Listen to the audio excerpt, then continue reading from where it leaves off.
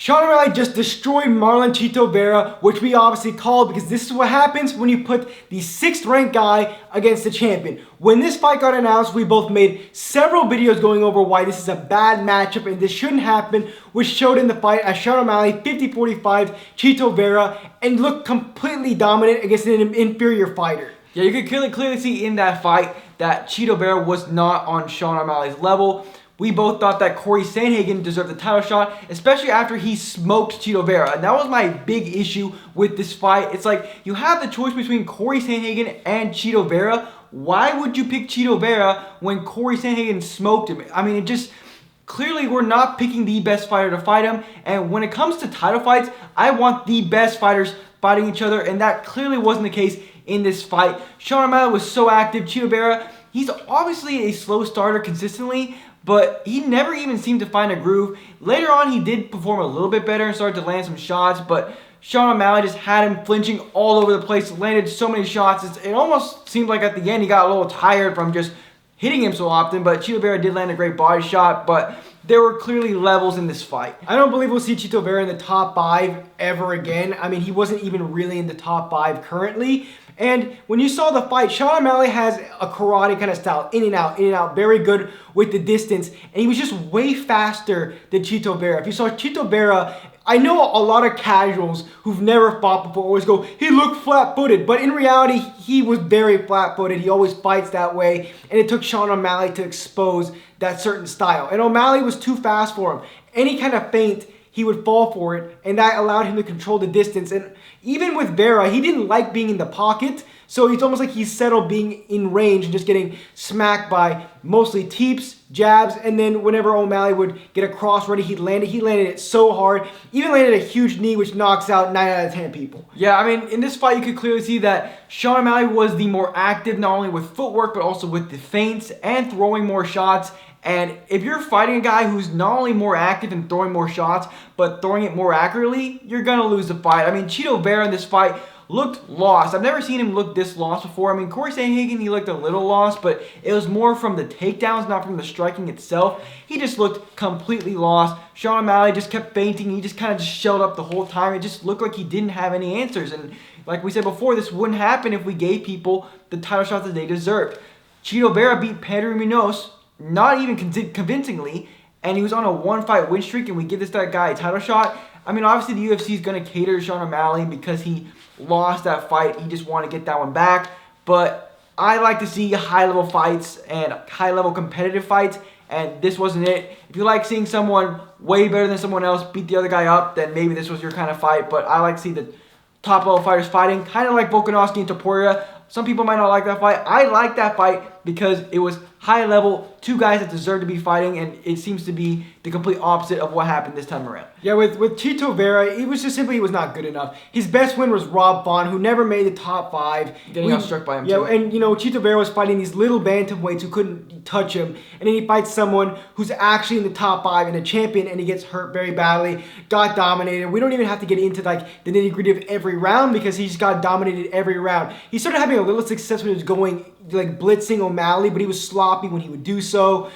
I mean, Chito Vera doesn't create no angles for himself. It's always straight up and down. And then O'Malley was just able to pick him apart from distance. Yeah, he just couldn't get to him. So he was forced to go on these crazy blitzes. And honestly, that was the most success he had was when he did those crazy blitzes. But he also got caught many times.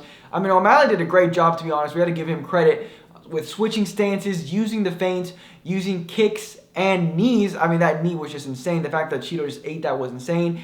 O'Malley was going leg, body, head. It was a great performance from O'Malley, but it's still hard to give him too much credit because Chito Vera just didn't deserve to be in there with him, and it was a completely different fight than the first one. But as I said before, we got to give O'Malley credit for improving on that first fight and also just doing what he had to do, winning the fight 50-45.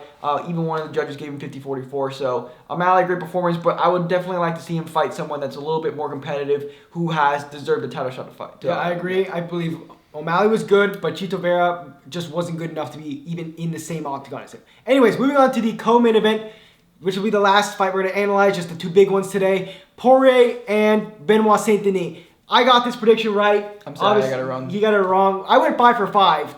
I went 4 for 5. So pretty close, but with the co-main event, first round, was all Benoit Saint Denis and Mr. Dustin Guillotine Poirier. Yeah, Poirier always jumps guillotine, and it's funny because I heard in an interview, he says, trust me, like, you can ask my teammates, I always get it in training, but never ever gets in a fight, got taken down, and honestly, after that first round, it seemed like everything was going Saint Denis' way. Saint Denis has a very odd style, almost like Pantoja to some degree, where he just doesn't care if he gets hit and just comes forward. I mean, the guy is relentless. Just but he did continually so well. comes forward. Great in the clinch as well. Poirier did show some. I wonder if this was a game plan because Poirier did struggle with Oliveira in the clinch, especially with the knees.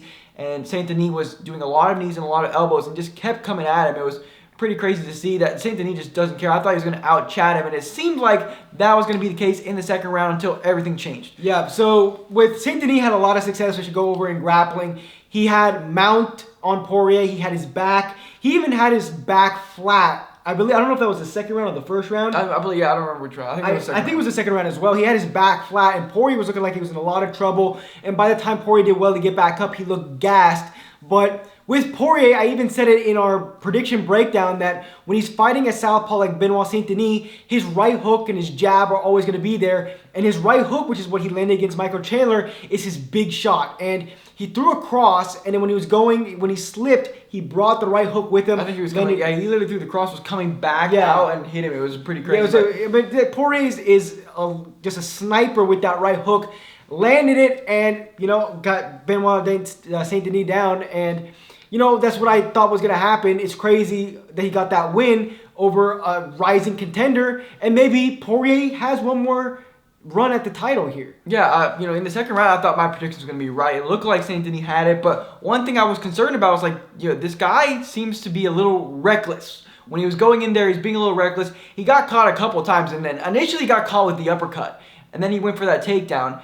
And then I was like, man, this guy is kind of relentless, kind of like a Pantoja, like I said, kind of just eats shots sometimes, but Poirier ended up landing one clean on his chin, and, Poirier, if you eat a right hook from Poirier, especially that accurate, you're not going to stand up, and Saint Denis got knocked out. He looked good, like I said before, but, you just can't be reckless like that against these top fighters, especially someone like Poirier, who is so accurate with that right hook. Yeah, and you would have assumed maybe they would have game planned for that. Like, Poirier's in the pocket always lands that shot. Showed it against Michael Chandler that he's going to land that shot, that right hook in the pocket. And like you were saying, Benoit Saint Denis must have sensed the finish, or almost like Pereira versus Adesanya, and got into the pocket, became reckless. And, that wasn't the first big shot that Poirier had landed within like a minute period. So you would have assumed that he would have maybe took the foot off the gas, maybe just a little bit. I get it's his style to go forward, but maybe just a bit. And then he got caught and ultimately got knocked out. And now, Poirier beat a contender. He has that off of him. Dana White's not have to worry about that. And it's a very big win for him. Yeah, Saint Denis, he's still young. I think he still has a good potential in the sport and in the UFC. But he just can't be reckless like that.